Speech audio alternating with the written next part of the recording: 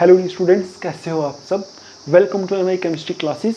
तो आज हम स्टार्ट करने वाले हैं lecture number 2 is matter around us pure class 9th chemistry का। तो आप देखो, इससे पहले हमने लास्ट लेक्चर में छोड़ा था, सॉल्यूशन के बारे में हम पढ़ रहे थे। हमने सॉल्यूशन की प्रॉपर्टीज़ डिस्कस की थी। तो आज की वीडियो में सीधा बता देता हूँ आपको क्या पढ़ना है। तो आप देखो, आज की वीडियो में हमें जो पढ़ना है वो सॉल्यूशन को ही थोड़ा सा आगे बढ़ाना है। तो हमें पहला जो टॉपिक पढ़ना है आज, वो है पढ़ना है कॉन्सेंट्रेशन ऑफ अ सॉल्यूशन। ठीक है, सॉल्यूशन की कॉन्सेंट्रेशन क्या होती है, कैसे कैसे होता है, ठीक है, वो पढ़ना है। दूसरा हम आज पढ़ेंगे मेथड्स ऑफ एक्सप्रेसिंग कॉन्सेंट्रेशन, कि कॉन्सेंट्रेशन को एक्सप्रेस करने के कुछ मेथड्स होते हैं, वो मेथड्स पढ़ने वाले। ठीक है, तीसरा हमें पढ़ना है saturated, unsaturated and supersaturated solution, कि सैचुरेटेड सॉल्यूशन क्या होता है, अनसैचुरेटेड सॉल्यूशन क्या होता है और सुपर सैचुरेटेड सॉल्यूशन क्या होता है। ये भी आज हम इसी वीडियो में पढ़ने वाले हैं। उसके बाद हमारा एक, ये सारी जो है छोटी छोटी डेफिनेशन है, छोटी छोटी डेफिनेशंस। ठीक है, ये भी एक डेफिनेशन है जिसको बोलते हैं सॉल्युबिलिटी। तो ये भी आज हम पढ़ेंगे कि सॉल्युबिलिटी क्या होती है, ये भी इसी वीडियो में पढ़ने वाले हैं। उसके बाद हम देखेंगे सस्पेंशन के बारे में, और उसके बाद हम देखेंगे सस्पेंशन की प्रॉपर्टीज़ और इसकी एग्जांपल्स। तो इतनी रहेगी हमारी आज की वीडियो। ठीक है, तो आप देखो, इसको मैं साफ़ करता हूँ। आप लोग अपनी नोटबुक और अपना पेन निकालो और अपनी नीयत बना लो पढ़ने के लिए। ठीक है, क्योंकि मेरी वीडियो से अगर आप पूरा चैप्टर पढ़ोगे तो कोई ऐसा क्वेश्चन नहीं बचेगा जो आप ना कर पाओ, कोई ऐसा क्वेश्चन नहीं होगा जिसका आंसर आप ना दे पाओ। तो चलो इसको साफ़ करते हैं। तो पहला स्टार्ट करते हैं हम, कॉन्सेंट्रेशन ऑफ अ सॉल्यूशन का मतलब क्या है। ठीक, तो आप देखो, हमने यहाँ लिख दिया है टॉपिक हमारा कॉन्सेंट्रेशन ऑफ अ सॉल्यूशन, कि कॉन्सेंट्रेशन ऑफ अ सॉल्यूशन का क्या मतलब है। तो आप पहले एक काम करो, इसकी डेफिनेशन लिखो कि कॉन्सेंट्रेशन का मतलब क्या होता है। यहाँ मैं लिखता हूँ, आप नोट करो। ठीक है, मैं यहाँ लिख रहा हूँ the concentration of a solution, लिखो द कॉन्सेंट्रेशन को शॉर्ट में CONC लिख रहा हूँ मैं, आप पूरा लिख सकते हो। ठीक है, कॉन्सेंट्रेशन ऑफ अ सॉल्यूशन, ठीक है, may be defined as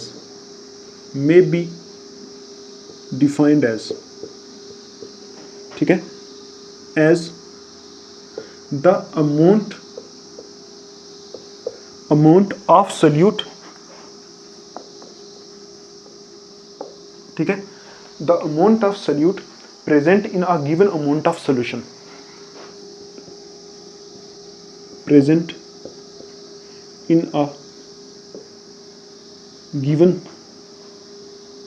amount of solution। ठीक है, ये आपको ऐड करना है। ठीक, तो ये होती है हमारी कॉन्सेंट्रेशन की डेफिनेशन। तो आप देखो, इसका मतलब क्या हो गया, मतलब हो गया कि कॉन्सेंट्रेशन ऑफ अ सॉल्यूशन में बी डिफाइंड एज, मतलब कॉन्सेंट्रेशन को हम कैसे डिफाइन करते हैं, the amount of solute present in a given amount of solution, मतलब एक गिवन अमाउंट ऑफ सॉल्यूशन है जो उसमें कितना अमाउंट ऑफ सॉल्यूट है। ठीक है, तो देखो, अगर अमाउंट ऑफ सॉल्यूट ज़्यादा होगा तो कॉन्सेंट्रेशन ज़्यादा होगी, अगर अमाउंट ऑफ सॉल्यूट कम होगा तो कॉन्सेंट्रेशन कम होगी। देखो, कल मैंने आपको बताया था कि जो हमारा सॉल्यूशन होता है, यहाँ थोड़ा सा समझने की कोशिश करते हैं कि जो हमारा सॉल्यूशन होता है वो किससे मिलके बना होता है। उसमें एक सॉल्वेंट होता है, ठीक है, और एक उसमें क्या होता है, सॉल्यूट। सॉल्वेंट और सॉल्यूट दोनों मिलके क्या बनाते हैं, सॉल्यूशन। ठीक, आई समझ आपको। अब देखो, सॉल्यूट की कितनी अमाउंट है इस सॉल्यूशन के अंदर, ठीक है, उसको बोलेंगे उस सॉल्यूशन की कॉन्सेंट्रेशन। ठीक है, जैसे आप इसको ऐसे भी बोल सकते हो कि इस सॉल्यूट की कितनी कॉन्सेंट्रेशन है इस सॉल्वेंट के अंदर, उसको भी आप क्या बोल सकते हो, कॉन्सेंट्रेशन। ठीक है, तो आप देखो, अगर इस सॉल्यूट की कॉन्सेंट्रेशन इस सॉल्यूशन के अंदर ज़्यादा है, कॉन्सेंट्रेशन का मतलब हो गया अमाउंट का मतलब है मकदार, क्वांटिटी। अगर इस सॉल्यूट की कॉन्सेंट्रेशन इस सॉल्यूशन के अंदर ज़्यादा है तो हम बोलेंगे कॉन्सेंट्रेशन ऑफ सॉल्यूशन ज़्यादा है। तो अगर इस सॉल्यूट की अमाउंट जो है, सॉल्यूट की क्वांटिटी इस सॉल्यूशन के अंदर कम में, तो हम बोलेंगे कॉन्सेंट्रेशन कम में। या आप इसको ऐसा भी बोल सकते हो, अगर सॉल्यूट की कॉन्सेंट्रेशन, सॉल्यूट की जो क्वांटिटी है वो इस सॉल्वेंट के अंदर कम में, सॉल्वेंट के अंदर सॉल्यूट की क्वांटिटी कम में। क्योंकि आप देखो, ऐसा होता है सॉल्यूशन, ऐसे एक हमारा एक ये बर्तन है, तो इसके अंदर हमारे पास सपोज क्या था, हमारे पास यहाँ वाटर है। तो वाटर किसका काम करता है, आपको पता है, सॉल्वेंट का काम करता है। अब इस वाटर के अंदर सपोज आप डाल रहे हो सॉल्ट, ठीक, सॉल्ट डाल रहे हो, तो आप देखो, आप ऐसा भी बोल सकते हो, ये सॉल्ट इस वाटर के अंदर कितना पड़ा हुआ है, उसको उसकी कॉन्सेंट्रेशन बोलेंगे। अगर ये सॉल्ट इस वाटर के अंदर ज़्यादा पड़ा है तो बोलेंगे कॉन्सेंट्रेशन ऑफ सोल्यूशन। देखो ना, ओवरऑल मिला के तो सोल्यूशन ही बन रहा है ना, ओवरऑल मिला के तो सोल्यूशन ही बन रहा है। जब सॉल्ट आप वाटर में डालोगे तो सोल्यूशन बन गया। तो जब सॉल्ट आप कम डालोगे तो कंसंट्रेशन ऑफ सोल्यूशन कम होगी, जब सॉल्ट आप ज़्यादा डालोगे तो कंसंट्रेशन ऑफ सोल्यूशन ज़्यादा होगी। ठीक है, तो वही यहाँ लिखा है कि amount of solute present in a given amount of solution, मतलब एक गिवन अमाउंट ऑफ सोल्यूशन में, मतलब हमारे पास जो एक सोल्यूशन है उसमें कितना अमाउंट ऑफ सोल्यूट प्रेजेंट है उसको बोलेंगे कंसंट्रेशन। या फिर इसकी डेफिनेशन बुक में ऐसी भी दी हुई है कि amount of solute present in a given amount of solvent. Solution की जगह आप सॉल्वेंट भी लिख सकते हो, क्योंकि आपको पता है सॉल्वेंट ये वाटर है, तो इसके अंदर सोल्यूट की कितनी कंसंट्रेशन है उसको भी हम, सोल्यूट की कितनी अमाउंट है, ठीक है, सोल्यूट की कितनी क्वांटिटी है उसको भी हम इसकी कंसंट्रेशन बोल सकते हैं। तो आप देखो कंसंट्रेशन ऑफ सोल्यूशन का ऐसे एक फार्मूला बनता है, कंसंट्रेशन ऑफ सोल्यूशन किसके बराबर होता है, मतलब सोल्यूशन की कंसंट्रेशन किसके बराबर होता है, amount of solute divided by amount, ठीक है, of solution, amount of solution. ठीक, ऐसे भी बोल सकते हैं इसको, या फिर आप ऐसे भी बोल सकते हो कि concentration of solution is equal to amount of solute divided by amount of solvent. तो ये बात वही है, बस फार्मूला बेस पे भी आप इसको लिख सकते हो, इसको भी लिख सकते हो, ये भी कंसंट्रेशन ऑफ सोल्यूशन की डेफिनेशन है। ठीक, आप क्या कर सकते हो, सिर्फ इस फार्मूले को याद रख के कंसंट्रेशन ऑफ सोल्यूशन की डेफिनेशन बना सकते हो। ठीक है, आगे आगे देखो आपको और ज़्यादा समझ में आता जाएगा। इतना समझ में आ गया आपको? अब देखो आपको मैं एक और एग्जांपल देके समझाने की कोशिश अगर करूं तो आप बोलोगे हमारे पास सपोज ये दो बर्तन है, एक बर्तन ये वाला है, एक बर्तन ये वाला है। ठीक, सपोज इसमें हमारे पास जो सॉल्वेंट है वो हमारे पास है 1 लीटर, इसमें भी है, इसमें भी सॉल्वेंट क्या है 1 लीटर है, सॉल्वेंट दोनों में 1 लीटर है। ठीक, तो अब देखो एक के अंदर मैं डाल रहा हूँ कितना, 10 ग्राम सॉल्ट, 10 ग्राम सॉल्ट डाल रहा हूँ। ठीक है, और दूसरे के अंदर मैं डाल रहा हूँ 50 ग्राम सॉल्ट। ठीक, अब आपको पता है इसमें सॉल्वेंट कौन सा है, ये 1 लीटर।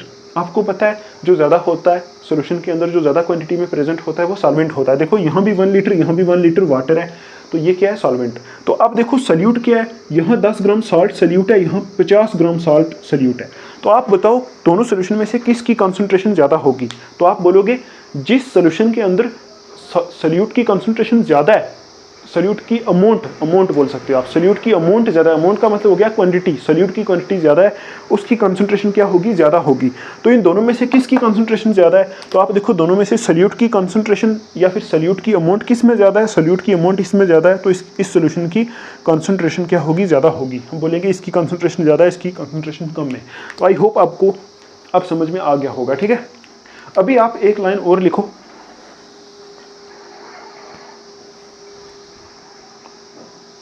एक लाइन आप ऐड करो। लाइन ये है कि लिखो depending upon the amount of solute present in a solution. लिखो depending upon the amount of solute present in a solution. ठीक है, लिखा depending upon the amount of solute present in a solution, it can be dilute और concentrated, it can be dilute और concentrated. ठीक है, तो ये दो वर्ड आपको यहाँ 9th क्लास में ही आने चाहिए। तो यहाँ मैंने लिखा है depending upon the amount of solute present in a solution, मतलब अगर हम सिर्फ सोल्यूट को देखें सॉल्यूशन के अंदर, सोल्यूट के ऊपर डिपेंड करके सॉल्यूशन कितने किस्म का होता है, सॉल्यूशन या तो डाइल्यूट हो सकता है या फिर सॉल्यूशन क्या हो सकता है, कंसंट्रेटेड हो सकता है। दो किस्म के सॉल्यूशन हो सकते हैं। ठीक है, या तो डाइल्यूट सॉल्यूशन या फिर कंसंट्रेटेड सॉल्यूशन। तो आपको मैं अगर ऊपर से सिर्फ बताऊं कि डाइल्यूट सॉल्यूशन और कंसंट्रेटेड सॉल्यूशन का मतलब क्या है, अगर किसी सॉल्यूशन में सॉल्ट या फिर जिसको सोल्यूट बोलते हैं उसकी क्वांटिटी ज़्यादा है तो उस सॉल्यूशन को बोलेंगे कंसंट्रेटेड सॉल्यूशन। ठीक है, तो अगर किसी सॉल्यूशन में सोल्यूट की सोल्यूट की जो क्वांटिटी है वो बहुत ज़्यादा कम में, बहुत कम में, तो उस सोल्यूशन को हम बोलेंगे डाइल्यूट सोल्यूशन। तो आप क्या कर सकते हो, डाइल्यूट सोल्यूशन और कंसंट्रेटेड सोल्यूशन की डेफिनेशन लिख सकते हो। आई होप आपको समझ में आ रहा होगा कि सोल्यूट जितना प्रेजेंट है उसके ऊपर डिपेंड करके हम क्या करते हैं, सोल्यूशन को दो किस्म में डिवाइड कर देते हैं, एक होता है डाइल्यूट सोल्यूशन, एक होता है कंसंट्रेटेड सोल्यूशन। तो आप जल्दी जल्दी दो डेफिनेशंस ऐड करो, आप लिखो, आपको फिर समझ में आएगा। इफ लिखो, if the solution has, if the solution has, ठीक है, solution has more amount of solute, more amount of solute, ठीक है, more amount of solute which is comparable to solvent, which is comparable to solvent, ठीक है। The solution is said to be concentrated solution. The solution is called, लिख दो आप, छोड़ो, called concentrated solution, ठीक। तो ये आ गई हमारी कॉन्सेंट्रेटेड सॉल्यूशन की डेफिनेशन। तो आप क्या बोलोगे, क्या लिखा है आपको समझ में आ गया होगा, आप इंटेलिजेंट बच्चे हो। देखो लिखा है कि इफ द सॉल्यूशन हैज, देखो if the solution has more amount of solute, मतलब अगर सॉल्यूशन के अंदर ज्यादा क्वांटिटी में सोल्यूट है, सोल्यूट ज्यादा है, कितना ज्यादा है, which is comparable to solvent, मतलब जितना सॉल्वेंट है उतना ही सोल्यूट है, ठीक है, मतलब जितना सॉल्वेंट है उतना ही सोल्यूट है, मतलब इसका मतलब सोल्यूट उसमें बहुत ज़्यादा है, सॉल्वेंट जितना है उतना ही सोल्यूट है, ठीक है। मतलब अगर किसी सोल्यूशन में 50 ग्राम अगर सॉल्वेंट लिया है तो 50 ग्राम में क्या है, उसमें सोल्यूट है, दोनों बराबर बराबर है, तो उस सोल्यूशन को हम बोलेंगे कॉन्सेंट्रेटेड सोल्यूशन। तो आप ऐसा बोल सकते हो, ऐसा सोल्यूशन जिसमें सोल्यूट बहुत ज़्यादा है, तो वही मतलब हो गया इसका, बहुत ज़्यादा है तो उसको बोलोगे कॉन्सेंट्रेटेड सोल्यूशन। तो देखो वही है, if the solution has more amount of solute, मतलब अगर किसी सोल्यूशन में ज़्यादा अमाउंट ऑफ सोल्यूट है तो उस सोल्यूशन को आप क्या बोलोगे, मतलब कितना ज़्यादा सोल्यूट है वो बराबर है कंपेरेबल टू सॉल्वेंट, मतलब जितना सॉल्वेंट है उतना ही सोल्यूट है, तो ऐसे सोल्यूशन को आप बोलोगे कंसंट्रेटेड सोल्यूशन, ठीक। अभी आप लिखो डाइल्यूट सोल्यूशन क्या होता है, तो आप ऐड करो, लिखो definition, if the solution has, मैं यहां लिख देता हूं इसी के नीचे, देखो if the solution has, if the solution has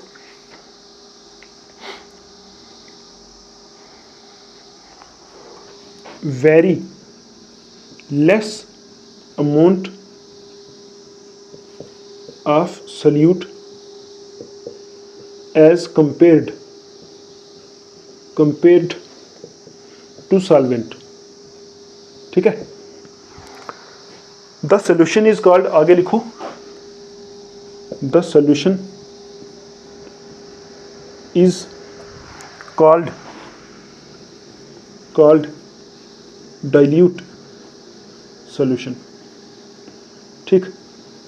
तो आप देखो क्या मतलब हो गया इसका, यहां लिखा है if the solution has very less amount of solute, मतलब अगर सोल्यूशन के अंदर बहुत कम अमाउंट ऑफ सोल्यूट है, अमाउंट का मतलब आपको पता है क्वांटिटी, मकदार, ठीक है।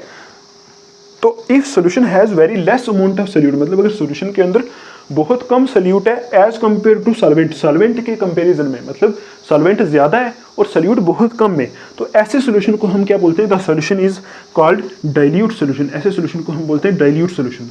तो आपको यहाँ से कितना समझ में आ गया, एक तो आपको पता चल गया कि कॉन्सेंट्रेशन ऑफ सोल्यूशन का मतलब क्या होता है, ठीक है। कॉन्सेंट्रेशन होती है कि किसी अमाउंट ऑफ सॉल्वेंट में, एक फिक्स अमाउंट ऑफ सॉल्वेंट में कितना सोल्यूट पड़ा हुआ है, अगर ज़्यादा सोल्यूट पड़ा हुआ है तो कंसंट्रेशन ज़्यादा, अगर कम सोल्यूट पड़ा है तो कंसंट्रेशन कम। और उसके बाद हमने देखा कॉन्सेंट्रेशन ऑफ सोल्यूट जितनी किसी सॉल्वेंट में प्रेजेंट है, मतलब अमाउंट ऑफ सोल्यूट जितनी किसी सॉल्वेंट के अंदर प्रेजेंट है या फिर जितनी सोल्यूशन के अंदर प्रेजेंट है, उस हिसाब से सोल्यूशन दो किस्म के होते हैं, कॉन्सेंट्रेटेड, डाइल्यूट। कॉन्सेंट्रेटेड कैसा हो गया, जिसमें सॉल्वेंट के कंपैरिजन में बहुत ज़्यादा सोल्यूट है, ठीक ठीक है, मतलब जितना सॉल्वेंट है उतना ही सॉल्यूट है, तो ऐसे सॉल्यूशन को बोलोगे कॉन्सेंट्रेटेड।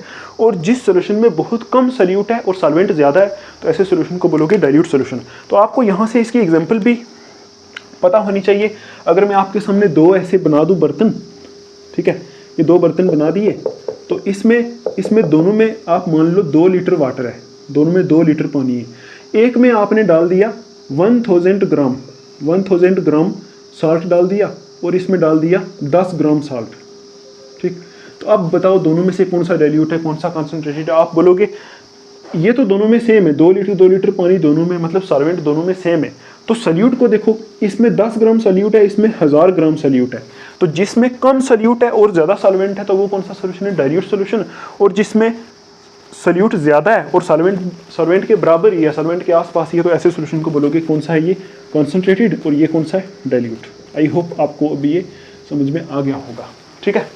तो आप देखो आगे, इतना आपने लिख लिया, तो मैं इसको साफ कर देता हूँ अभी, आप इसको लिख लो, फिर आगे चलते हैं। अभी देखो हमारा टॉपिक है जो वो है methods of expressing concentration of a solution. तो आप लिखो, ये कॉन्सेंट्रेशन ऑफ सॉल्यूशन है ना, इसको भी मैं हटा ही देता हूँ यहाँ से। तो कॉन्सेंट्रेशन को एक्सप्रेस करने के हमारे पास कुछ मेथड्स होते हैं, तो आप लिखो मेथड्स, ठीक है, of expressing concentration of a solution, ठीक। ये हमारा टॉपिक है, methods of expressing concentration of a solution, मतलब सॉल्यूशन की कॉन्सेंट्रेशन को एक्सप्रेस करने के मेथड्स। तो आप बोलोगे कितने मेथड्स होते हैं सॉल्यूशन की कॉन्सेंट्रेशन को एक्सप्रेस करने के लिए, तो बहुत सारे मेथड्स होते हैं, वो सारे के सारे मेथड आप पढ़ोगे 11th क्लास में, ठीक है। तो अभी आप सिर्फ 2 मेथड पढ़ोगे। पहले आप यहाँ लिख लो, देयर आर वेरियस मेथड्स, ठीक है, देयर आर वेरियस मेथड्स, ठीक है, टू एक्सप्रेस कॉन्सेंट्रेशन, ठीक है। बहुत सारे मेथड्स होते हैं कॉन्सेंट्रेशन को एक्सप्रेस करने के लिए, लेकिन मैं आपको थोड़ा सा ऐसे नाम बता देता हूँ कौन कौन से होते हैं, जैसे मोलैरिटी, नॉर्मेलिटी, मोल फ्रैक्शन। ऐसे नाम आप 11th क्लास में सुनोगे, ये हमारे काम की नहीं है। आपके सिलेबस में जो दिए हुए हैं वो सिर्फ 2 मेथड है। एक मेथड होता है हमारा mass by mass percentage of a solution, एक मेथड होता है mass by mass percentage of a solution, ठीक है। जो पीछे आवाज़ें आ रही हैं, कभी लाइट आ रही है, कभी इन्वर्टर बोल रहा है, कभी कुछ, इसको आप थोड़ा सा इग्नोर मारो तो आप अपने कंसेप्ट पे ध्यान दोगे, ठीक है। तो यहाँ देखो, एक मेथड होता है mass by mass percentage of a solution, ठीक, जो हमें यहाँ पढ़ना है। और आपको देखो इसमें कुछ नहीं करना, सिर्फ एक फार्मूला याद रखना है कि अगर आपसे पूछा जाए, आपसे क्वेश्चन पूछा जा सकता है कि मास बाई मास का क्या मतलब है, मतलब आपसे ऐसा पूछा जा सकता है मास बाई मास परसेंटेज निकालो। परसेंटेज ये किस्म की परसेंटेज होती है, तो सिर्फ आपको इसका फार्मूला याद रखना है। फार्मूला होता है मास ऑफ सॉल्यूट, फार्मूला होता है इसका mass of solute divided by mass of solution, ठीक है, मल्टीपल बाई 100। ये होता है फार्मूला, दैट्स इट। आपको इतना पूछा जा सकता है, calculate mass by mass percentage. मैं आपको अभी एक न्यूमेरिकल कराऊंगा, आपको फिर समझ में आएगा, ठीक है। तो ये अगर आपको मास बाई मास परसेंटेज पूछा हुआ है तो आप सिर्फ इतना लिखोगे, mass of solute upon mass of solution multiple by 100, बस इतना फार्मूला लिखना है, ठीक। दूसरा मेथड जो होता है हमारा, वो होता है, वो आप लिखोगे मास बाई वॉल्यूम परसेंटेज, ठीक है, मास बाई वॉल्यूम परसेंटेज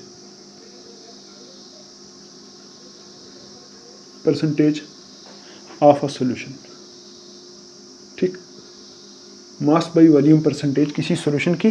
तो आप देखो यहाँ हमने लिखा था, यहाँ हमने लिखा है मास बाई मास, तो इसमें आगे भी हमने क्या लिखा है, mass of solute upon mass of solution. तो यहाँ हमने लिखा है मास बाई वॉल्यूम, तो मास बाई वॉल्यूम का मतलब है हम यहाँ लिखेंगे, लिखो आप, लिखो मास बाई वॉल्यूम है ना, तो ऊपर लिखो mass of solute divided by, नीचे देखो, नीचे यहाँ पे मास बाई मास है तो ऊपर भी मास नीचे भी मास, तो यहाँ मास बाई वॉल्यूम है तो ऊपर मास नीचे वॉल्यूम, तो नीचे लिखोगे volume of solution, volume of solution multiple by 100। ठीक, तो ये आपको दो फार्मूले याद रखने, यही दो मेथड आपको यहाँ पढ़ने, और कुछ नहीं करना। तो क्या बोलोगे कि कॉन्सेंट्रेशन, देखो methods of expressing concentration of solution, मतलब सॉल्यूशन की कॉन्सेंट्रेशन को बताने के लिए कि सॉल्यूशन में कितने परसेंट सॉल्यूट है, कितने परसेंट सॉल्वेंट है, वो बताने के लिए हमारे पास बहुत सारे मेथड होते हैं। लेकिन यहाँ 9th क्लास में हमारे सिलेबस में सिर्फ दो मेथड्स होते हैं। एक होता है mass by mass percentage of a solution, और दूसरा होता है mass by volume percentage of a solution. ठीक, और इन दोनों के फार्मूले सीधा ये होते हैं mass of solute divided by mass of solution multiple by 100।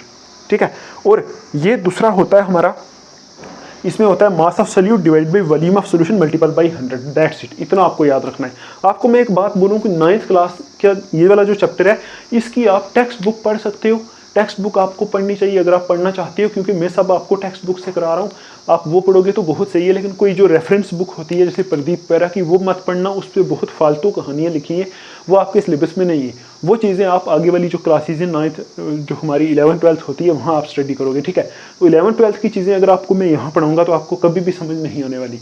तो इसलिए हम उसी पे फोकस कर रहे हैं जो आपके सिलेबस में है। ठीक, तो इधर मेरे पढ़ाने में आपको कोई भी प्रॉब्लम अगर आती है तो टेलीग्राम ग्रुप की लिंक आपके लिए डिस्क्रिप्शन में मैंने दी हुई है, तो वहाँ जाकर आप मेरे से डायरेक्टली पूछ सकते हो ग्रुप ज्वाइन करके। ठीक, तो अभी देखो ये जो दो हमने पढ़े, ये दो, इस बेस पे हम एक न्यूमेरिकल करके देखते हैं। ठीक है, देखो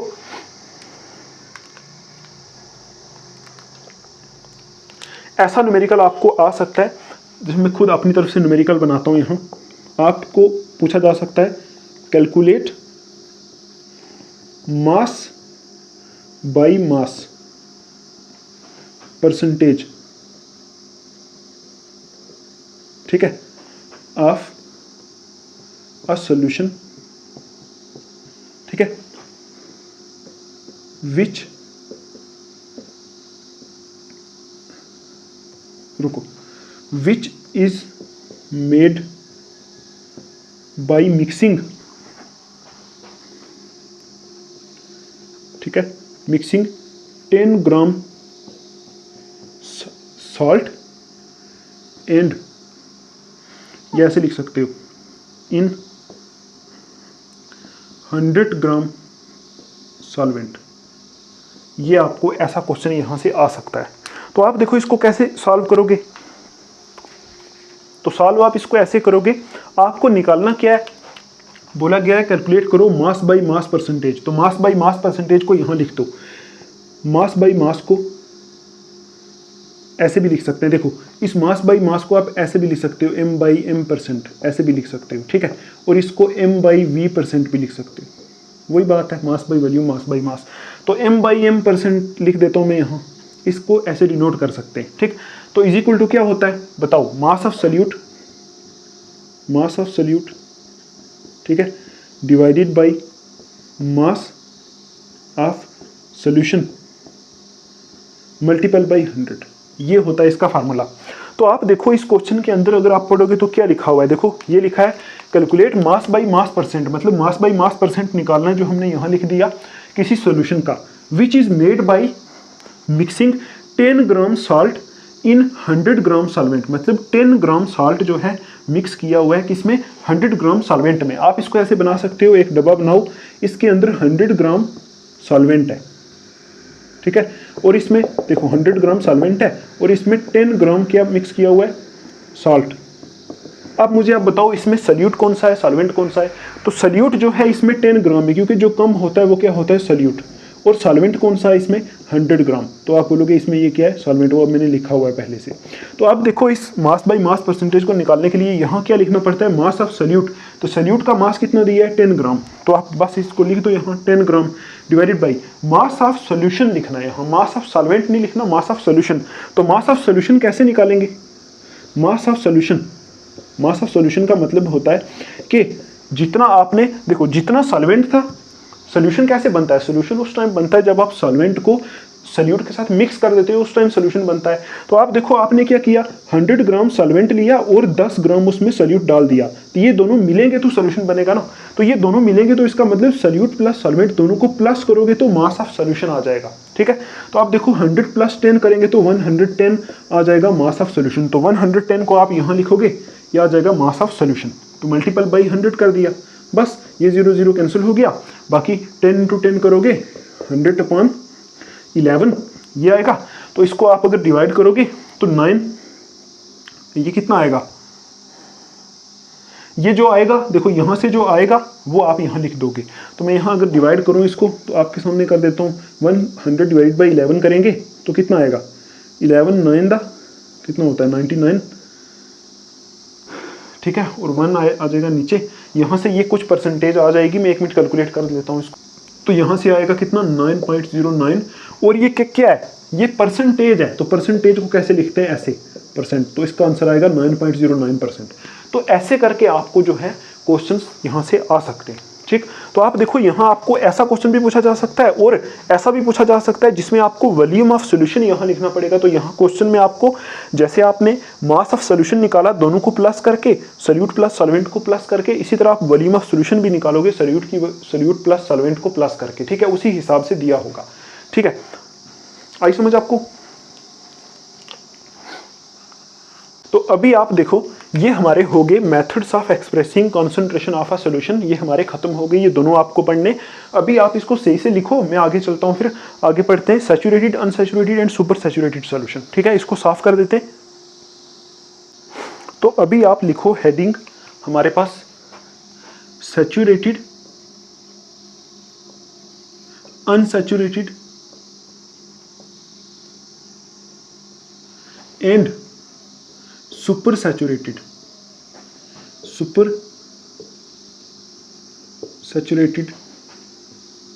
सॉल्यूशन, ठीक। ये आपको लिखना है saturated, unsaturated and supersaturated solution. हमें यहाँ डिस्कस करना है सिर्फ 3 डेफिनेशन से और कुछ नहीं। तो सैचुरेटेड सॉल्यूशन क्या होता है, अनसैचुरेटेड क्या होता है और सुपर सैचुरेटेड क्या होता है। देखो मैं आपके सामने पहले इसको आउटलाइन इसकी समझा देता हूँ, फिर मैं आपको डेफिनेशन लिखाऊंगा। हमें सिर्फ डेफिनेशन ही पढ़नी है बस, और कुछ नहीं। तो आप देखो मैं यहाँ 3 डब्बे बनाता हूँ, यहाँ एक ये वाला, एक ये वाला और एक ये वाला, ठीक। तो आप देखो यहाँ मैं इसका नाम दे देता हूँ A, इसका नाम देता हूँ B, इसका नाम देता हूँ C, ठीक है। तो आप देखो हमने बनाना है इसमें सोल्यूशन, और सोल्यूशन बनाने के लिए आपको पता है हमें क्या चाहिए, हमें चाहिए एक सॉल्वेंट, एक सोल्यूट, ठीक। तो इसमें मैं सॉल्वेंट ले रहा हूँ, यहाँ ये रेड वाला जो है ये इसमें सॉल्वेंट है। सपोज ये 1 लीटर वाटर है, इसी तरह ये हमारा 1 लीटर वाटर है, इसमें भी मैं क्या कर रहा हूँ, सॉल्वेंट ले रहा हूँ 1 लीटर वाटर।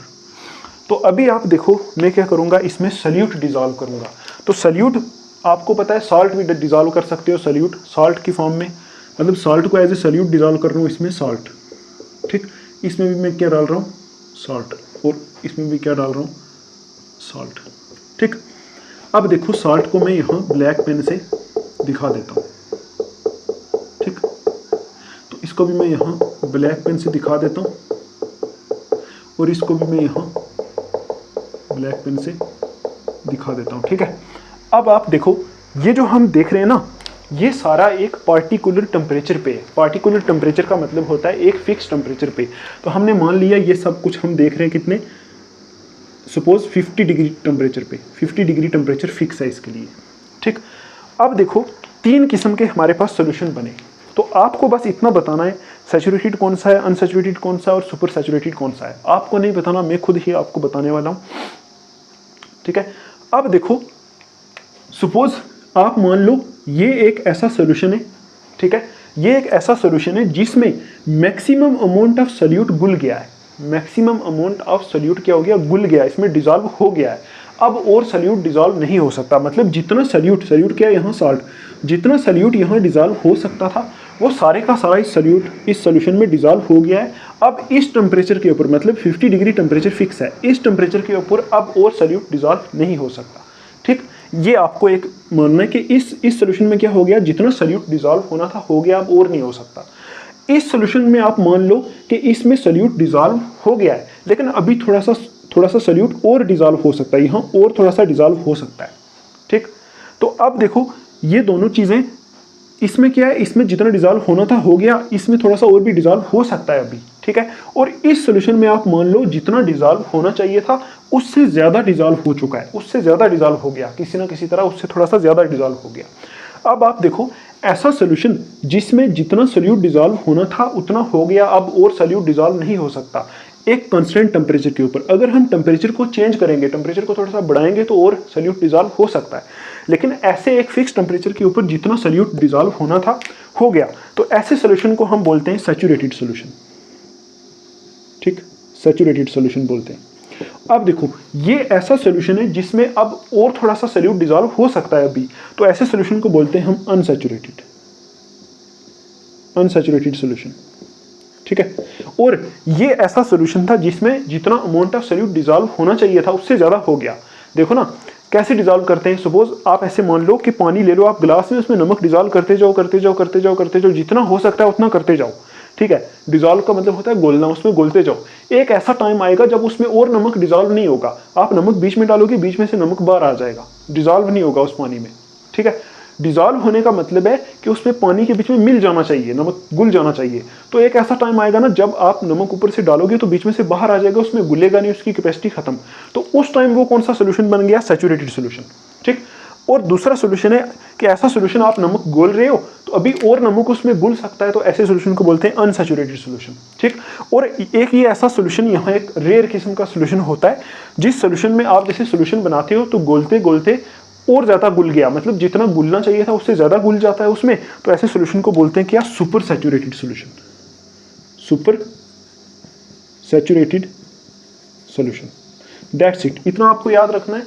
अभी आप करोगे इसकी डेफिनेशन। तो पहला आप लिखो सैचुरेटेड सोल्यूशन की डेफिनेशन। पहला मैं लिख रहा हूँ यहाँ, क्या लिख रहा हूँ, सैचुरेटेड सोल्यूशन। ठीक, तो आप भी लिखो अपनी नोटबुक के ऊपर फर्स्ट डेफिनेशन, सैचुरेटेड सोल्यूशन क्या होता है। सैचुरेटेड सोल्यूशन, आपको पता है ऐसा सोल्यूशन जिसमें और सॉल्वेंट और सोल्यूट डिजॉल्व न हो सके। तो क्या लिखोगे इसकी डेफिनेशन में, इसकी डेफिनेशन थोड़ी सी लेंथी लिखाता हूं मैं आपको ताकि आपको खुद पढ़ के समझ में आ जाए। लिखो, a solution which contains, a solution which contains, ठीक है, मैक्सिमम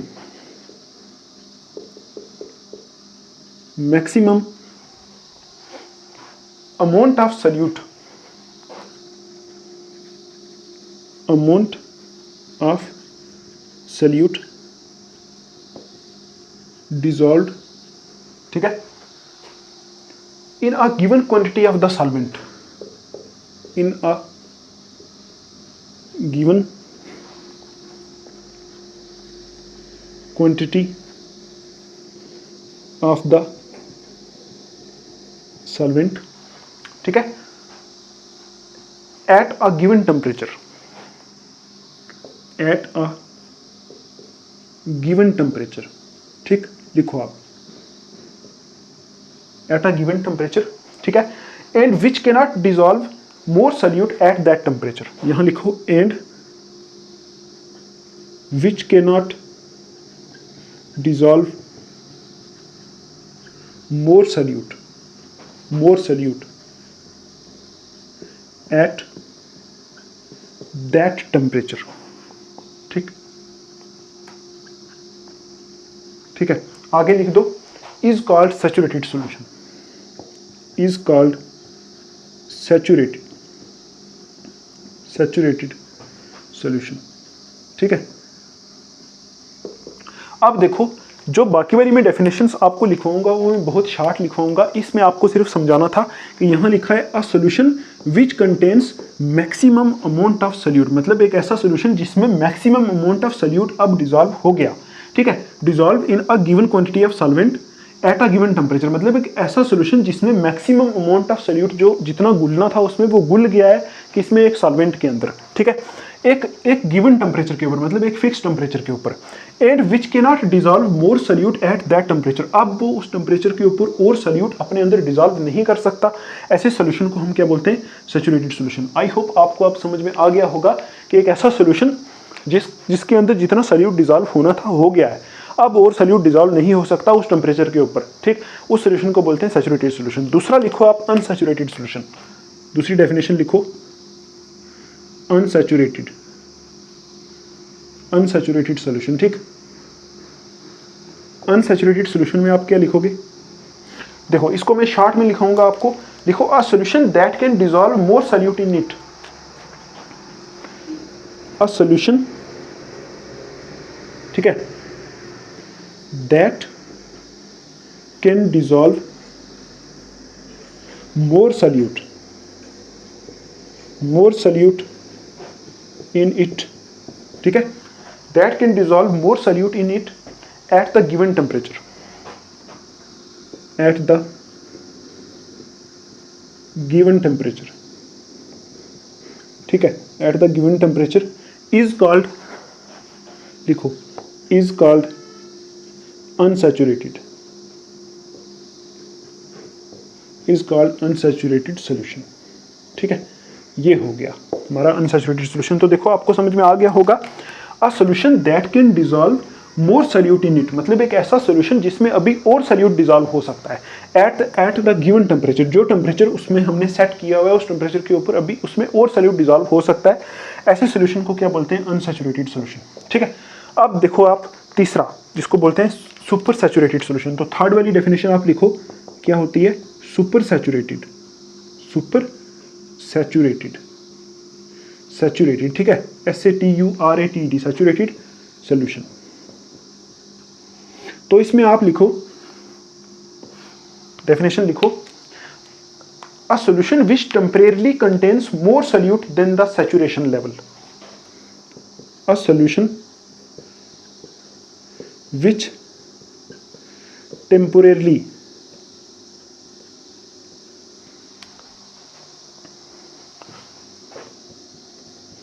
कंटेन्स, ठीक है, more solute than the saturation level, then the saturation level is called supersaturated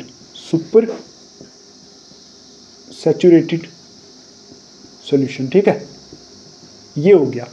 ये एक टेम्परेरी बेस पे होता है, ठीक है, टेम्परेरीली लिखा है, मतलब ये जो सॉल्यूशन होता है ऐसा सॉल्यूशन बनता नहीं है, मतलब एक पार्टिकुलर टेम्परेचर के ऊपर एक सॉल्वेंट के अंदर जितना अमाउंट ऑफ सॉल्यूट डिसॉल्व हो सकता है वो हो जाता है, उसके ऊपर सॉल्यूट डिसॉल्व नहीं होता।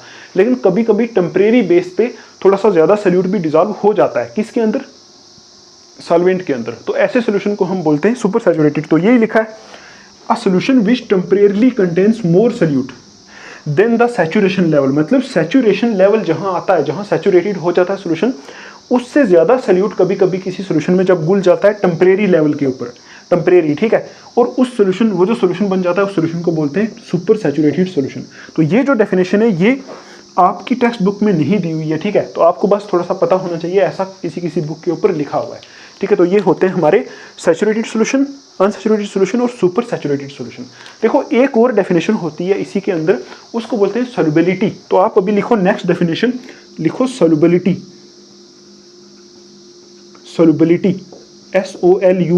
SOLUBILITY, सॉल्युबिलिटी क्या होता है, ठीक, सॉल्युबिलिटी क्या होता है। तो देखो मैं इसकी डेफिनेशन लिखता हूँ, बहुत आसान है, ये आपको पता होना चाहिए। ये सब टर्म्स जो हैं सॉल्यूशन के रिलेटेड है। इस सॉल्यूशन का एक पूरा चैप्टर 12th में आप पढ़ोगे, वहाँ जाके आपको ये और ज़्यादा क्लियर होगा, ठीक है। अभी आपको थोड़ा थोड़ा पढ़ना है। लिखो the maximum amount of solute, solubility में लिखो the maximum amount of solute, ठीक है, the maximum amount of solute that can dissolve in a given amount of solvent, that can dissolve in a given amount of solvent, ठीक है, is called solubility, ठीक, is called solubility. तो I hope आपको ये दिख रहा होगा। देखो क्या लिखा है, ये नीचे लिखा है of solvent is called solubility है, ठीक है, और कुछ नहीं। थोड़ा सा कैमरा ऐसे लगा हुआ है तो आप देखो यहाँ क्या लिखा हुआ है, सॉल्युबिलिटी क्या होती है। सॉल्युबिलिटी में आपको समझा देता हूँ कि एक पार्टिकुलर सॉल्वेंट के अंदर मैक्सिमम कितना सॉल्यूट डिसॉल्व हो सकता है, उसको उसकी सॉल्युबिलिटी बोलते हैं, बस और कुछ नहीं। तो आप बोलोगे the maximum amount of solute that can dissolve in a given amount of solvent, मतलब एक गिवन क्वांटिटी ऑफ सॉल्वेंट में। सपोज जैसे ये हमारा डब्बा है, इसके अंदर हमने सॉल्वेंट रखा है और सॉल्वेंट है सपोज 1 लीटर, तो ये गिवन है, मतलब दिया हुआ है 1 लीटर, इसके अंदर मैक्सिमम कितना अमाउंट ऑफ सॉल्यूट डिजॉल्व हो सकता है, उसको हम क्या बोलते हैं, इसकी सॉल्युबिलिटी बोलते हैं। ठीक, तो क्या बोलोगे आप, सॉल्युबिलिटी क्या होती है कि एक सॉल्वेंट के अंदर मैक्सिमम कितना सॉल्यूट डिजॉल्व हो सकता है, ठीक है, उसको उसकी सॉल्युबिलिटी बोलते हैं। Maximum amount of solute that can dissolve in a given amount of solvent is called solubility. तो ये डेफिनेशन आप क्या कर लोगे, लिख लोगे, इसको थोड़ा सा दिमाग में रख लोगे। आई होप आपको सब कुछ समझ में आ रहा होगा, जो हम कर रहे हैं सब समझ में आ रहा होगा। तो अभी देखो यहाँ जाके हमारा सोल्यूशन वाला जो पार्ट है वो खत्म होता है। ठीक है, सोल्यूशन में आपको इतना ही पढ़ना था, इस चैप्टर में ज़्यादा आपको सोल्यूशन का ही पढ़ना था। ठीक है, तो आपको मैं एक बार रिवाइज करा दूं पूरा सोल्यूशन। सोल्यूशन क्या होता है, एक होमोजेनियस मिक्सचर होता है। सोल्यूशन में एक सोल्यूट होता है, एक सॉल्वेंट होता है। ठीक है, तो सोल्यूशन जो होता है कैसा कैसा हो सकता है, सॉलिड सोल्यूशन हो सकता है, लिक्विड सोल्यूशन हो सकता है, गैसियस सोल्यूशन हो सकता है। सॉलिड सोल्यूशन की एग्जांपल आपको बताई थी अलाई, जहाँ मेटल 2 मिक्स होकर सॉलिड सोल्यूशन बनता है। इसी तरह लिक्विड सोल्यूशन की एग्जांपल्स बताई थी, गैसियस सोल्यूशन की एग्जांपल बताई थी हवा। इसी तरह फिर हमने देखा था कि जैसे कोई ऐसा सोल्यूशन होता है जिसमें 2 कंपोनेंट होते हैं, उसको बाइनरी सोल्यूशन बोलते हैं। उसके बाद हमने देखा कॉन्सेंट्रेशन ऑफ सोल्यूशन क्या होता है। उसके बाद देखा मेथड्स क्या क्या होते हैं कॉन्सेंट्रेशन को एक्सप्रेस करने के। ठीक है, उसके बाद हमने देखा saturated, unsaturated, super saturated solution क्या होता है। उसके बाद हमने देखा सॉल्युबिलिटी क्या होती है। ठीक है, ये जो सॉल्युबिलिटी वाली चीज़ है ना, सॉल्युबिलिटी की डिटेल आप 12th क्लास में पढ़ोगे। अभी सिर्फ आपके सिलेबस में इसकी छोटी सी डेफिनेशन ही है और कुछ नहीं है। ठीक, अगर मैं इससे ऊपर जाऊँगा सॉल्युबिलिटी में तो आपको दिमाग से ऊपर चला जाएगा। ठीक, तो अभी आप इसको लिखो। अभी नेक्स्ट हम देखने वाले हैं व्हाट इज सस्पेंशन। अभी हम चलेंगे सस्पेंशन क्या होता है। ठीक है, इसको आप लिखो।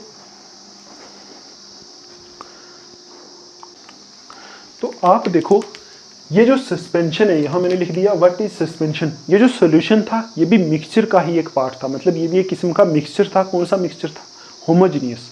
तो अभी देखो व्हाट इज सस्पेंशन, ये जो सस्पेंशन होता है ये भी एक किस्म का मिक्सचर ही होता है, लेकिन ये होता है हिट्रोजीनियस।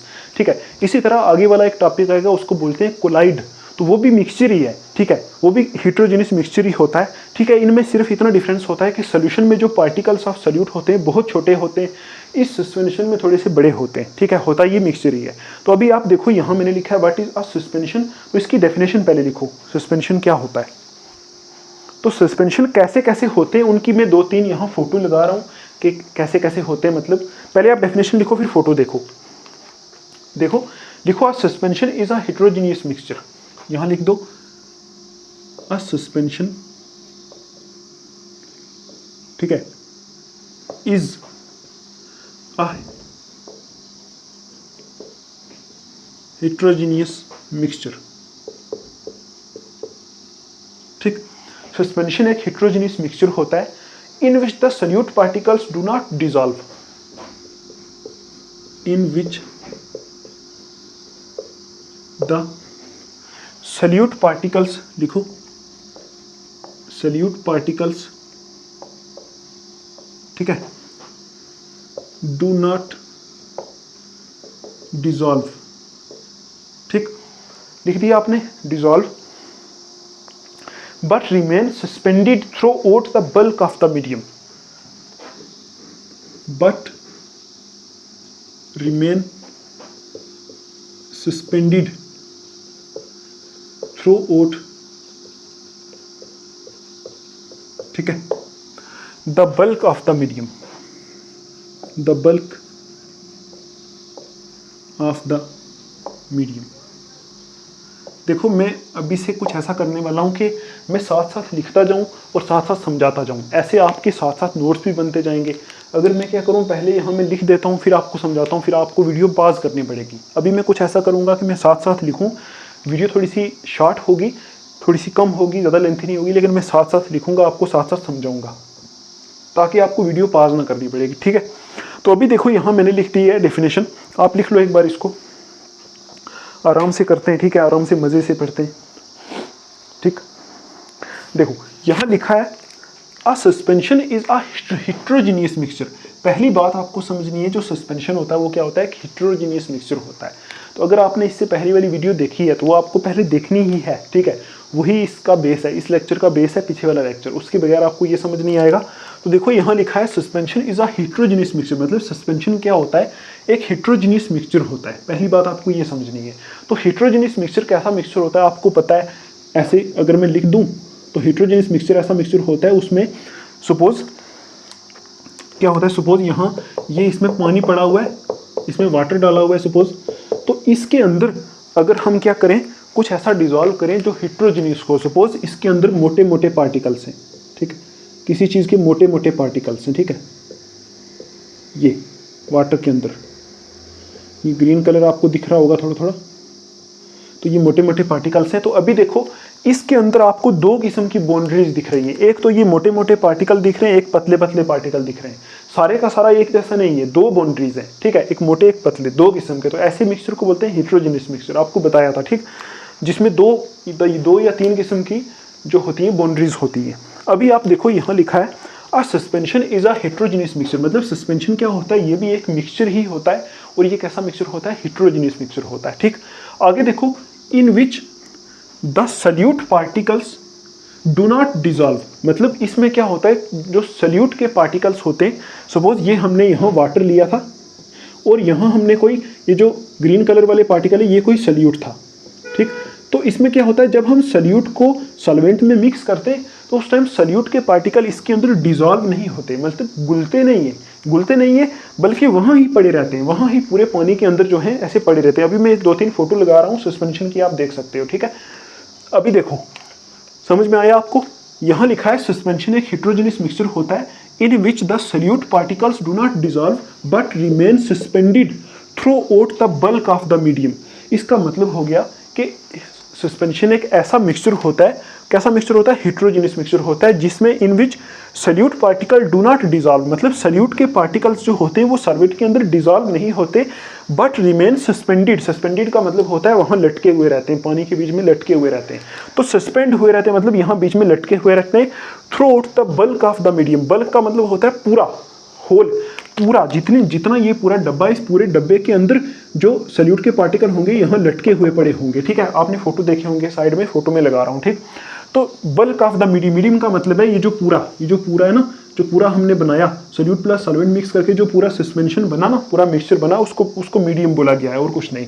तो क्या बोलोगे, एक बार फिर समझा दूं, बोलोगे सस्पेंशन एक हेट्रोजेनियस मिक्सचर होता है जिसमें सल्यूट के पार्टिकल जो होते हैं उस सॉल्वेंट के अंदर घुलते नहीं है, लेकिन घुलते नहीं है उसमें, मतलब मिक्स नहीं हो जाते, क्या होते हैं, सस्पेंड रहते हैं, मतलब वहीं लटके हुए रहते हैं, लटके हुए पड़े रहते हैं पूरे मीडियम के अंदर, मतलब पूरी जो वो बकेट है सस्पेंशन की उस पूरे के अंदर क्या होते हैं, लटके रहते हैं, ठीक। देखो दूसरी लाइन लिखता हूँ फिर आपको समझाता हूँ। लिखो व्हेन एन इनसॉल्युबल सब्सटेंस, यहाँ लिखो दूसरी line, when an insoluble substance, ठीक है, when an insoluble substance such as chalk powder, such as chalk powder, ठीक है, और wheat flour or mud, यहां लिखो wheat flour or mud, ठीक है, is added to water, is added to water, ठीक है, and the mixture stirred we get a suspension, and the mixture is stirred, ठीक है, we get the suspension, ठीक। तो आप देखो सस्पेंशन बनता कैसे है वो हम यहाँ समझेंगे। देखो कैसे बनता है सस्पेंशन, देखो लिखा हुआ है, यहाँ लिखा हुआ है कि व्हेन एन इनसॉल्युबल सब्सटेंस, यहाँ बात वही है कि इसमें जो सब्सटेंस होता है, कौन सा सब्सटेंस, जो हमारा सल्यूट होता है वो इनसॉल्युबल होता है, मतलब पानी में सॉल्युबल नहीं होता।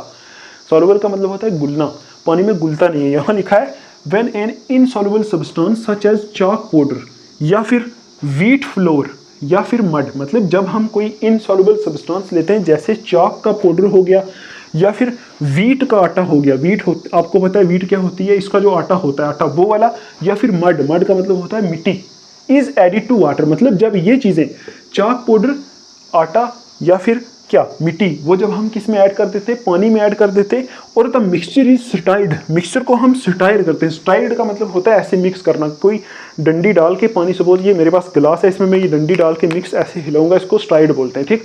तो मिक्सचर को हम हिलाते हैं, वी गेट द सस्पेंशन, हमें सस्पेंशन मिलता है, ठीक। आप खुद सोचो, जब मिट्टी को आप पानी में मिलाओगे, मिट्टी को पानी में मिलाओगे तो वो मिट्टी उसके पानी के अंदर घुलेगी नहीं, बल्कि वो मिट्टी के छोटे छोटे पार्टिकल पानी में ऐसे लटके रहेंगे, ऐसे लटके रहेंगे, ठीक है। इसी तरह जब आप चाक पाउडर को पानी में मिक्स करोगे तो चाक के पूरे पार्टिकल पानी में ऐसे बीच में लटके रहेंगे। आप एक काम कर सकते हो, एक बाल्टी के अंदर चाक पाउडर मिक्स करके देखना, चाक को पीस के पाउडर बनाना, उसको मिक्स करना, या फिर आटा जो होता है ना, आटा, उसको बाल्टी के अंदर ऐसे बहुत सारा डाल देना, ठीक है। ऐसा नहीं कि इतने सारे आटे में आप पानी डाल दोगे, वैसा नहीं, इतनी बड़ी बाल्टी में आप इतना सा आटा डालना, वो उसके बीच में लटक जाएंगे उसके पार्टिकल्स, ठीक, सस्पेंड हो जाएंगे। तो वही यहाँ लिखा है कि जब एक इनसॉल्युबल है, यहाँ यही चीज़ है कि ये जो सब्सटेंस होता है सस्पेंशन में जो हम मिक्स करते हैं वो पानी में इनसॉल्युबल होता है, मतलब सॉल्युबल नहीं होता।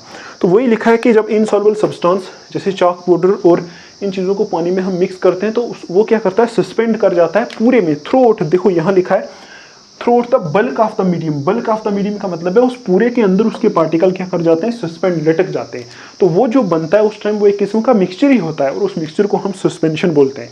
आप खुद सोचो, जब वो लटक जाएंगे उसके बीच में सस्पेंड हो जाएंगे पार्टिकल, तो सस्पेंड होने के बाद क्या होगा, वो एक हेट्रोजेनियस मिक्सचर बनेगा, क्योंकि पानी की लेयर अलग से दिखेगी, उन पार्टिकल की लेयर अलग से दिखेगी, वो लटके हुए दिखेंगे, ऐसे सॉलिड सॉलिड दिखेंगे, तो एक किस्म का हेट्रोजेनियस मिक्सचर बन जाएगा। तो क्या इतना आपको समझ में आया, बताओ?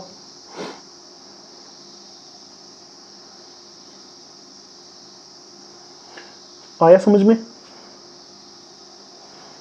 ठीक है। तो अभी आपको सस्पेंशन के बारे में ये इसकी डेफिनेशन थी, ये एक लाइन थी, आपको रटना कुछ नहीं है, बस आपको अंडरस्टैंड करना है कंसेप्ट। उसके बाद आपको जैसे क्वेश्चंस आते हैं वैसा उस हिसाब से आप लिख सकते हो। अभी आप लिखो next properties of a suspension. Properties of a suspension, suspension की क्या प्रॉपर्टीज होती है, ठीक। तो यहां देखो, आप पहली प्रॉपर्टी लिखो, फर्स्ट प्रॉपर्टी। बताओ पहली प्रॉपर्टी में क्या लिखूं मैं, प्रॉपर्टी का मतलब होता है क्या खासियत होती है। तो पहली प्रॉपर्टी तो यही है कि जो सस्पेंशन होता है वो एक हेट्रोजेनियस मिक्सचर होता है। तो आप लिखो suspension is a heterogeneous mixture, पहली property, suspension is a heterogeneous mixture, ठीक। सस्पेंशन क्या होता है, एक हेट्रोजेनियस मिक्सचर होता है। दूसरी प्रॉपर्टी देखो, दूसरी property, the particles of suspension can be seen by necked eyes. The particles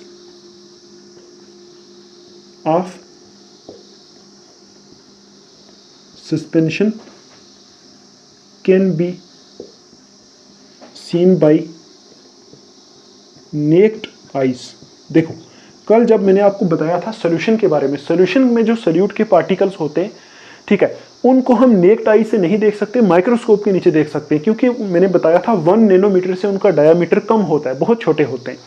तो यहाँ देखो, यहाँ जो सस्पेंशन के पार्टिकल्स होते हैं, लिखा है the particles of suspension can be seen by necked eyes. तो इसके जो पार्टिकल्स होते हैं इतने बड़े होते हैं, तभी तो वो वहाँ लटके हुए दिखते हैं, इतने बड़े होते हैं कि वो नेक्ड आई से दिख जाते हैं, मतलब ऐसे हमारी आंखों से भी वो पार्टिकल दिख जाते हैं। ये इसकी दूसरी प्रॉपर्टी है। अब देखो थर्ड प्रॉपर्टी, लिखो थर्ड वाली, द पार्टिकल्स ऑफ सस्पेंशन, ठीक है, scatter a beam of light. लिखो scatter a beam of light, ठीक है, पासिंग थ्रू इट, ठीक है। आगे लिखो and make its path visible, and make its path visible. देखो, आपको मैंने कल बताया था कि जो सॉल्यूशन होता है उसके जो पार्टिकल्स होते हैं वो इतने छोटे होते हैं कि उनके ऊपर अगर आप यहाँ से लाइट डालोगे तो लाइट स्कैटर नहीं होती। स्कैटर का मतलब है लाइट उन पार्टिकल के साथ टकरा के कहीं इधर उधर नहीं फैलती, तो इसलिए सोल्यूशन में लाइट का रास्ता नहीं दिखता, ठीक है।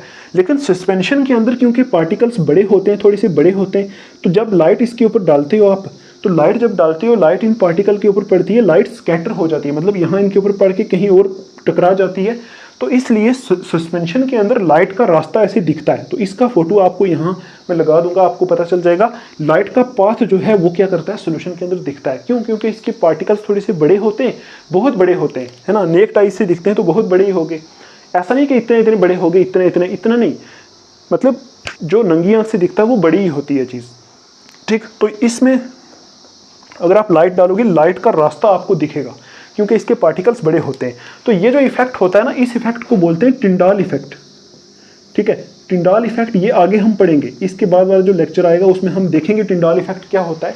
मतलब जब ये लाइट हम डालते हैं तो लाइट का रास्ता दिखता है, इस इफेक्ट को टिंडाल इफेक्ट बोलते हैं। ये ज़्यादातर कोलाइड्स में होता है, वो हम आगे वाले लेक्चर में देखेंगे। अभी बस आप इसकी टेंशन मत लो, ठीक।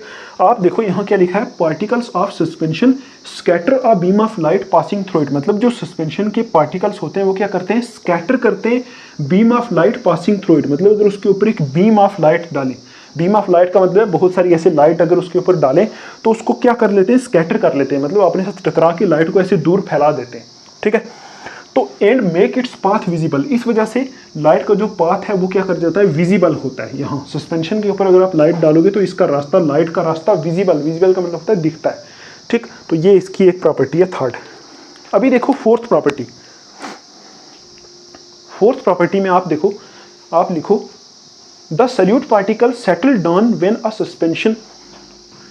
Fourth property, the solute particles settle down when a suspension is left undisturbed। देखो हमने सॉल्यूशन में देखा था कि सल्यूट पार्टिकल जो होते हैं वो सेटल डाउन नहीं होते, मतलब नीचे नहीं बैठते। अगर उसको हम अनडिस्टर्ब, मतलब उसको हम डिस्टर्ब ना करें, रख दें एक जगह 4, 5, 6 दिन रख दें, तो उसके पार्टिकल क्या होते हैं, नीचे नहीं बैठते।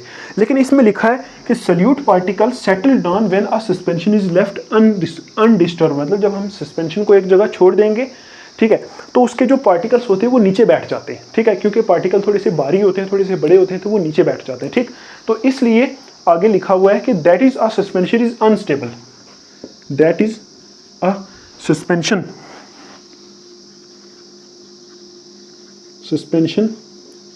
Is unstable. एक सस्पेंशन को हम क्या बोलते हैं, ये अनस्टेबल होता है। और हमने सॉल्यूशन को क्या बोला था कि सॉल्यूशन क्या होता है, स्टेबल होता है। ये क्या होता है, अनस्टेबल होता है, ठीक। अच्छा, अब आप देखो लास्ट प्रॉपर्टी है, उसको मैं आपको समझाता हूँ। क्या फिल्ट्रेशन से सस्पेंशन के पार्टिकल को अलग किया जा सकता है? फिल्ट्रेशन से मैंने आपको बताया था, फिल्ट्रेशन एक ऐसा प्रोसेस होता है जिसमें हम नीचे एक कोई बर्तन लेते हैं, उसके ऊपर रखते हैं फनल, ऐसे फनल, ठीक है। उसके बीच में लगाते हैं यहाँ फिल्टर पेपर, ठीक। फिल्टर पेपर एक पेपर होता है जो छाननी की तरह काम करता है, यहाँ लगा देते हैं फिल्टर पेपर, इसके ऊपर हम डालते हैं यहाँ से सोल्यूशन, ठीक। और जो पार्ट, अगर मोटे कोई पार्टिकल होंगे, मोटे पार्टिकल, वो सारे के सारे इस पेपर के ऊपर आ जाते हैं, यहाँ पार्टिकल सारे ऊपर आ जाते हैं और बाकी का सारा यहाँ नीचे गिर जाता है, ठीक है। तो इस प्रोसेस को बोलते हैं फिल्ट्रेशन। तो आप मुझे बताओ, क्या इसके पार्टिकल्स को हम फिल्ट्रेशन से अलग कर सकते हैं? तो इसका आंसर है यस, क्योंकि इसके पार्टिकल्स बड़े होते हैं, ये फिल्टर पेपर से पास नहीं हो सकते। जब इसको हम फिल्टर करते हैं फिल्टर पेपर के जरिए, तो इसके सारे के सारे पार्टिकल्स फिल्टर पेपर के ऊपर ही आ जाते हैं, ठीक।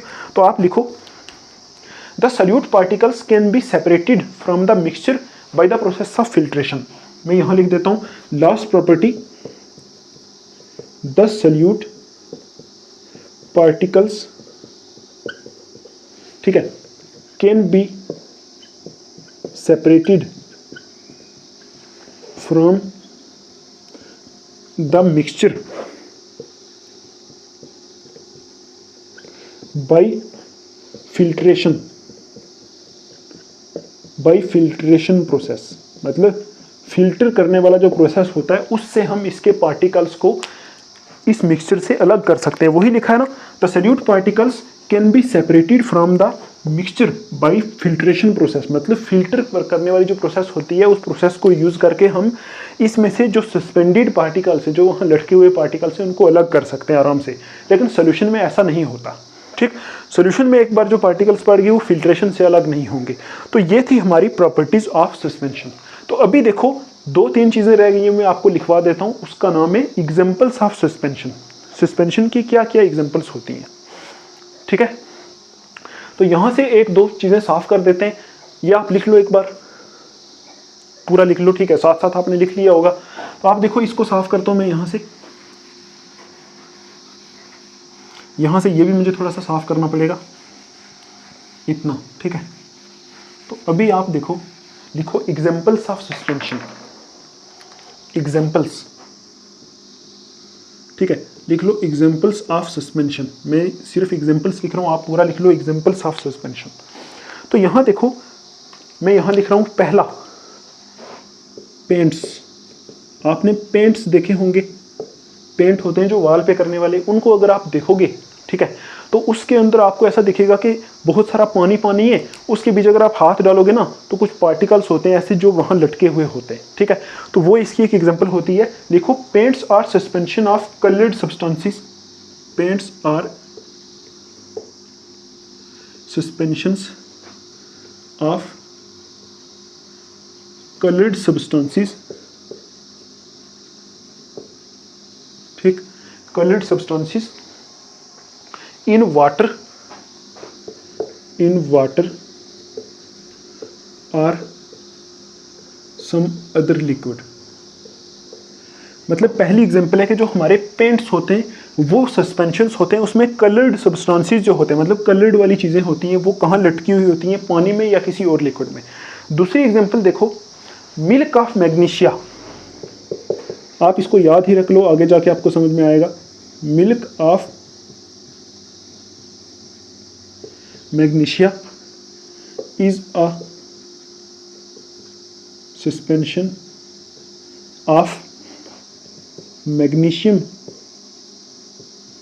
hydroxide in water, ठीक। जो मिल्क ऑफ मैग्नीशिया होता है, आप दिमाग में रख लो, मिल्क ऑफ मैग्नीशिया क्या होता है, ये कंपाउंड होता है, ठीक है।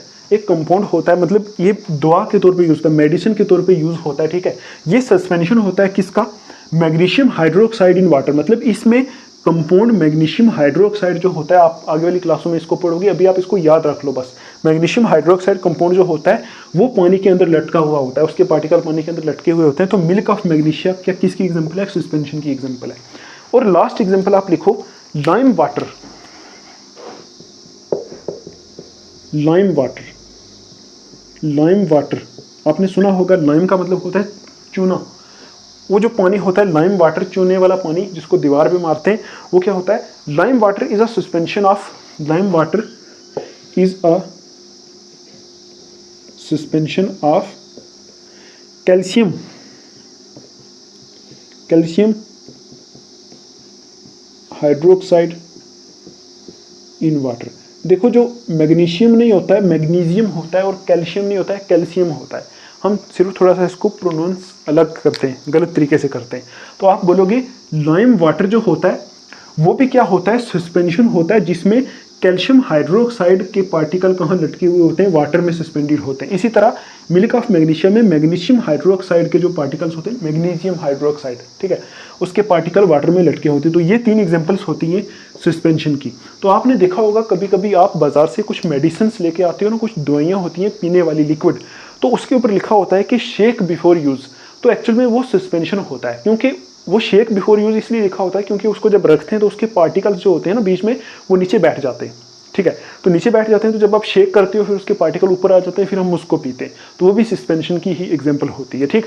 तो आपने देखा होगा बहुत सारी मेडिसिन जो होती हैं, लिक्विड मेडिसिन, उनके ऊपर सस्पेंशन भी लिखा होता है, ठीक। तो आप देखो, यहाँ तक रहेगा हमारा आज का लेक्चर, जिसमें हमने इतनी चीज़ें सीख ली हैं। तो आप पढ़ो इसको, नोट्स बनाओ। प्रॉब्लम आ रही है तो आपको पहले ही बता दिया कि मुझे मैसेज करके पूछ सकते हो, ठीक है। तो जो मेरे से पॉसिबिलिटी होगी मैं आपके लिए बेस्ट दूंगा। तो हम मिलेंगे फिर नेक्स्ट वीडियो में, जिसमें हम पढ़ेंगे कोलाइड्स के बारे में। तो तब तक के लिए आप अपना ध्यान रखो। Take care, thanks for watching.